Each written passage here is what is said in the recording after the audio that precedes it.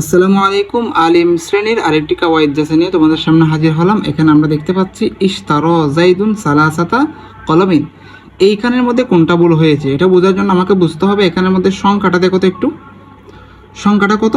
3। আমরা জানি যদি 3 থেকে 9 এর ভিতর হয়, 3 থেকে 10-এর ভিতরে হলে এর তমিজটাও কি হবে? বহু বচন হবে। যেমন কলমিন শব্দটা এক বচন, এখানে সালাসাতুন বহু বচন, তাহলে এখানে কি হবে? কলমিন আকলামিন হবে, কারণ 3 বুঝাইছে। আমরা জানি 3 থেকে 9 পর্যন্ত, 3 থেকে কত পর্যন্ত? 3 থেকে 9 পর্যন্ত বুঝাইলে কি হবে? এটা বহু বচন হবে। এটা মনে রাখিও, ভালো করে মনে রাখিও। যদি 3 থেকে 9 না বুঝে তাহলে অন্য নিয়ম। 3 থেকে 9 বুঝাইলে কত? 3 থেকে 9 পর্যন্ত বুঝাইলে এটা বহু বচন হবে, আকলামিন হবে। এরপরে দেখো কান আল্লাহু আলিমুন হাকিমান। এখানে কি বল? কানা আসলে পরবর্তী ইসিমকে ফেস দেয়, তার পরবর্তী খবরকে কি দেয়? নসব দেয়। নসব মানে 2 জবর বাদ 1 জবর দিবে, তাহলে আলিমান হবে, হাকিমান হবে। এখানে আলিমান না হয়ে আলিমুন হয়েছে, তাই এটা ভুল। এরপর দেখো মা জাহাবা ইল্লা বকরুন। যদি ইস্তেসনা আসে, ইস্তেসনা মানে পৃথক করা। মা জাহাবা কেউ যায়নি, কেউ যায়নি, ইল্লা বকরুন বকর ব্যতীত। তাহলে এই যে ইস্তেসনা ব্যতীত, ইস্তেসনা আসলে বাক্যটির গঠন অনুযায়ী তাকে বিবেচনা করতে হবে। যেমন এখানে হচ্ছে ফাইলকে, ফাইল হচ্ছে বকর, আর এর ফেলকে জাহাবা। তাহলে জাহাবা হচ্ছে ফেল, ফাইল হচ্ছে বকর। ফাইল সবসময় কি হয়? আল ফাইল হামেশা মরফু বাসাত। তাহলে ফাইল সবসময় মরফু হবে, মরফু মানে ফেস বিশিষ্ট হবে, অর্থাৎ এখানে কি হবে? মা জাহাবা ইল্লা বকরুন হবে। কেমন? হরফে জার হচ্ছে আসলে তার পরবর্তী ইসিমকে কি দেয়? জ্বর প্রদান করে, তারপর ইসিমকে জ্বর প্রদান করে। এখন এটা অনেক রকমভাবে প্রদান করে, সরাসরি প্রদানও করতে পারে, আবার অনেক সময় হচ্ছে যখন কোনো সিগা বহুবচন কিংবা তাসনিয়া হবে, অর্থাৎ জামা কিংবা তাসনিয়া হবে। কেমন? তাসনিয়া হলে তখন কি কি করবে? সে হচ্ছে ওয়াও নুন দিয়ে হচ্ছে রফা বুঝাবে। কি বুঝাবে? রফা, রফা বুঝাবে। যেমন মুসলিমুনা, যেমন কি মুসলিমুনা, এই যে ওয়াও নুন দেখাইছেন এখানে। আবার যদি এটা কি হয়, যেমন লিল মুসলিমু, লিল মুসলিমি, মুসলিমিনা। কেমন? এখানে কেন না, এখানে হরফে জার আসছে, এটা কি দিবে? জ্বর দিবে, অর্থাৎ জেদ দিবে। জের অথবা নসব হলে, জের অথবা নসব বা জবর বিশিষ্ট স্থানে এ কি দিবে? ইয়ানুন দিবে। কি দিবে? ইয়ানুন দিবে। কেমন? তাহলে তোমাকে মনে রাখতে হবে কোন জায়গায় কি হচ্ছে। তোমার হালতটা একটু মনে রাখতে হবে, এটা কি জ্বরের হালত নাকি নসবের হালত নাকি রফার হালত। তুমি দেখতে পাচ্ছ এখানে হরফে জার হয়েছে, হরফে জার যেহেতু হয়েছে সে হচ্ছে কি? জারের হালত। জারের হালত কি হবে? ইয়ানুন হবে।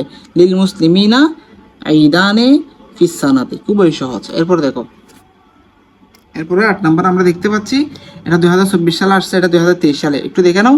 কানা আবা খালিদিন আলিমান। এটা বল কিসে? কানার পরবর্তী ইসিম কি হয়?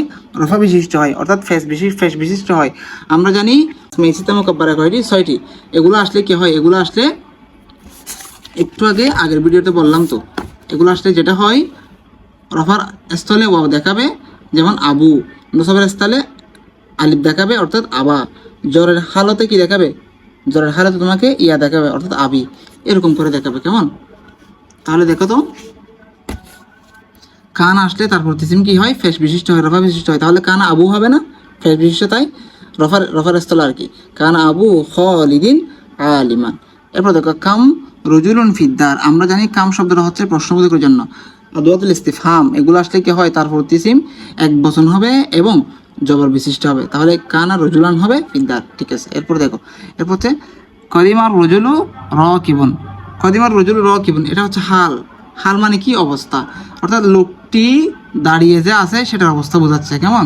তাহলে অবস্থা বুঝাইলে জবর বিশিষ্ট হবে, অর্থাৎ রাকিবান হবে। কেমন? এরপর দেখো, এরপর হচ্ছে আখস্তু তিসাআতা আশারাতা কিতাবান। ওই যে একটু আগে বললাম 3 থেকে 9 পর্যন্ত কি হয়েছে? এখানে জমা হয়েছে। এখানে কত? তুমি এখানে কত দেখতে পাচ্ছ বলো তো? এখানে হচ্ছে আখস্তু, আমি গ্রহণ করেছি, তিসাআতু, তিসাআতু মানে কয়টি? 9টি। আশারাতা মানে 10। তাহলে 10 আর 9 মিলে কত? 19টি। তাহলে আমি 19টি কিতাব হচ্ছে কি? গ্রহণ করেছি, নিয়েছি। তাহলে এখানে সমস্যাটা কোথায় ভাইয়া? এখানে সমস্যা হলো যখন তমিজটা কি হবে? যখন তমিজ মানে যাকে বুঝাবে, যে মূল কিতাব হচ্ছে এখানে মূল।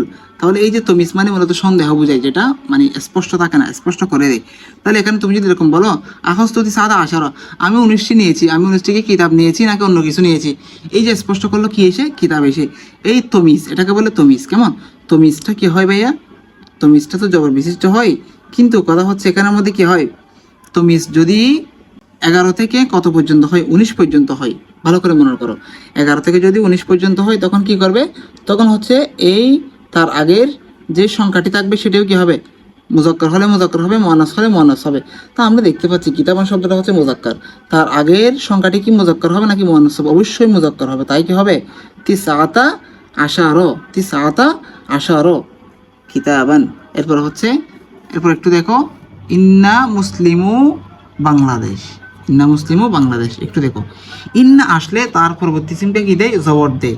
তাহলে জবর দেয়, আমি তোমাকে বললাম না একটু আগে, ইন্না আসলে তার পরবর্তী সিম কি দেয়, জবর দেয়।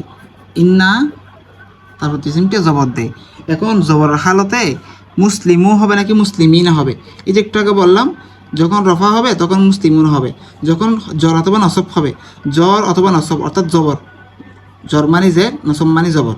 তাহলে এরকম হালতে অবস্থায় ইন্না আসলে তো জবর হবে, তাহলে ইন্না মুসলিমই হবে নাকি মুসলিমও হবে? তো আমরা তো জানি ইন্না আসলে নসবের হালত, তার মানে মুসলিমই না হবে। কেমন, তাহলে ইন্না মুসলিমি বাংলাদেশ। আচ্ছা বলো তো এখানের মধ্যে নুনটা কেন পড়ে গেছে?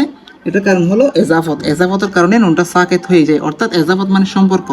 দেখো তো তুমি এখানে এজাফত হয়েছে কিনা, বাংলাদেশের মুসলিমরা, দেখছো বাংলাদেশের মুসলিমগণ, তাহলে বাংলাদেশের এর শব্দটা যুক্ত হয়েছে কিনা, বমিন্দুর এর যুক্ত হয়েছে, তার মানে এখানে কি হয়েছে, এজাফত হয়েছে, মুজাফ মুজাফিলে হয়েছে, তাই এখানে নুন সাকেত, এজাফতের সময় নুন কি হবে, সাকিত হবে, মানে পড়ে যাবে। ইন্না মুসলিমি বাংলাদেশ ইউহিব্বুনাল ওয়াতন, ইউহিব্বুনাল কেন, এখানে তো এজাফত হয় না ভাইয়া, এখানে হচ্ছে কি ইউহিব্বুনাল ওয়াতনা, যে তারা দেশকে ভালোবাসে। ইউহিব্বুনা সিগা জমার সিগা, তাই মুসলিমের যেহেতু জমা, এটাও জমা হবে, ইউহিব্বুনা হবে, যেহেতু এখানে মুজাফ মুজাফিলে হয় নাই, মুজাফ মুজাফিলে হয় নাই, তাই কি হবে, এখানে ফেল ফাইল হবে, ফেল ফাইল মফুল হবে, এই জন্য এখানে ইউহিব্বুনা হবে। ঠিক আছে, এরপর দেখো নামুত তুল্লাবু ফিল গুরফাতি। আচ্ছা, নামুত তুল্লাবু ফিল গুরফাতি, এখানে ভুলটা কোথায়?